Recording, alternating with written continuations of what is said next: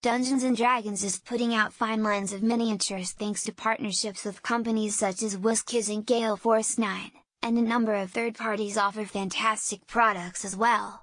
But many role players enjoy the DIY touch. That's where 3D printing comes to the tabletop.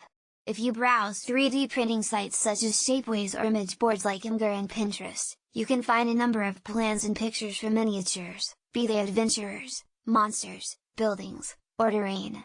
I spend far too much time looking at plans for card holders, player tokens, castles, and creatures, and I don't even have a 3D printer. I'm just an admirer. One of those with this tech is Miguel Zavala. He studied art but heard the call of public service. And then he discovered a way for him to blend his passion for art with his love for D&D, 3D printing. And he went whole hog and printed the entire monster manual, 352 pages of more than 150 monsters. I saw his work online one day, and I reached out to chat with him.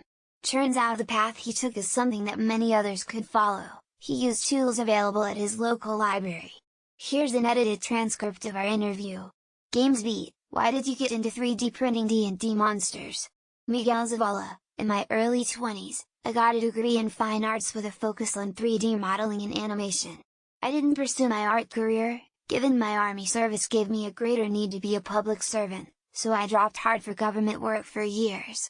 My wife thought it'd be great to pick up an artistic hobby, since she felt I'm rather talented and shouldn't let it go to waste.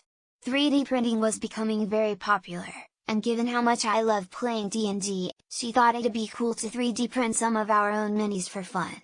We found out that the Washington, D.C. library offered 3D printing services, so we took full advantage of that. I got back into 3D modeling thanks to the D.C. library's free Fab Lab classes. It started with Tinker CAD, then I found out about Blender, and my skills improved further. Above, this garbage-eating OOTF is anything but trash. Image credit, Miguel Zavala. After printing a small black dragon, I went ahead and posted it on Reddit. It became very popular, so I went ahead and made a blue dragon. Then things really started to blow up from there.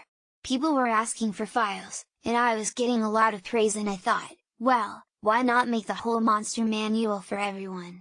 1.5 years later, I made almost all the monsters and shared it with the gaming community.